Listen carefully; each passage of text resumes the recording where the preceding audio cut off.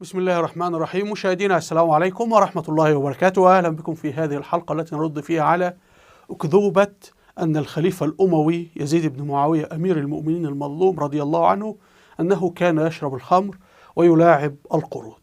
فالذي حدث أنه بعد انهيار الدولة الأموية جاءت الدولة العباسية، والخلفاء العباسيين كانوا متحالفين مع الشيعة، فأتوا به مؤرخ الشيعة وأعطوهم الأموال وقال لهم اكتبوا لنا تاريخ الدولة الأموية. فكتبوا أن يزيد كان بيشرب الخمر، سيدنا معاوية كان بيدفع رشاوى، شتائم كثيرة، الحجاج كان يقتل ويسفك. وطبعا أنتم تشاهدون الآن الكذب وتزوير التاريخ فيما نشاهده نحن الآن. ماذا قالوا عن الشعب السوري؟ ماذا قالوا عن الرئيس مرسي في مصر؟ ماذا قالوا عن السلطان عبد الحميد في الدولة العثمانية وغير ذلك؟ فيجري تزوير التاريخ ونحن أحياء، فما بالكم بتزوير التاريخ لمن دارت بينهم معارك وقتال وحروب وغير ذلك.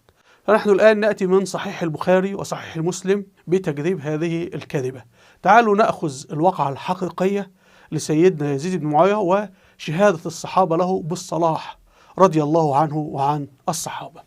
البعض بيقول احنا بنقول رضي الله عن سيدنا يزيد لأننا نقول رضي الله عن الإمام مالك، ورضي الله عن الإمام الشافعي، ورضي الله عن الإمام أبو حنيفة، ورضي الله عن الإمام البخاري. فالأولى أن نقول رضي الله عن أمير المؤمنين يزيد بن معاوية الذي كان أميرا وخليفة على الصحابة ولم يتمرد عليه صحابي واحد، وطبعا هو الذي قاد أول جيش لفتح القسطنطينية وكان فيه الصحابة، فلو كان يشرب الخمر لثاروا عليه لتمردوا، ولا صحابي واحد ثار عليه، ولا صحابي واحد خان العهد أو تمرد أو شق عصا الطاعة، وحاشاهم صحابة رسول الله صلى الله عليه وسلم أن يفعلوا ذلك.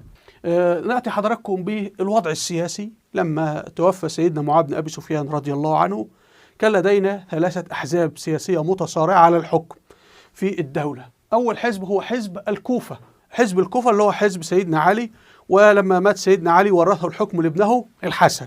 طيب الحزب الثاني هو حزب الشام اللي كان يرأسه سيدنا معاوية رضي الله عنه، ولما مات سيدنا معاوية أهل الشام قالوا نفعل مثل أهل العراق، نورث الحكم لابنه يزيد، وورثوا الحكم لابنه يزيد. إن قال قائل كيف يتولى يزيد الخلافة وهناك صحابة؟ فنقول لهم وكيف يتولى الحسن بن علي رضي الله عنه الخلافة وهناك صحابة أحسن منه مثل سعد بن أبي وقاص وأبو موسى الأشعري وغيرهم من الصحابة، عبد الله بن عمر بن الخطاب. فأنا بنقول لكل المشايخ ولكل هؤلاء، يعني عندما تبحون شيئا وتحللون شيئا لأهل العراق ولسيدنا علي ولسيدنا الحسن والحسين، أرجو أن تحللوه وتتبعوا نفس القاعدة مع سيدنا معاوية وابنه يزيد وأهل الشام رضي الله عنهم، وهم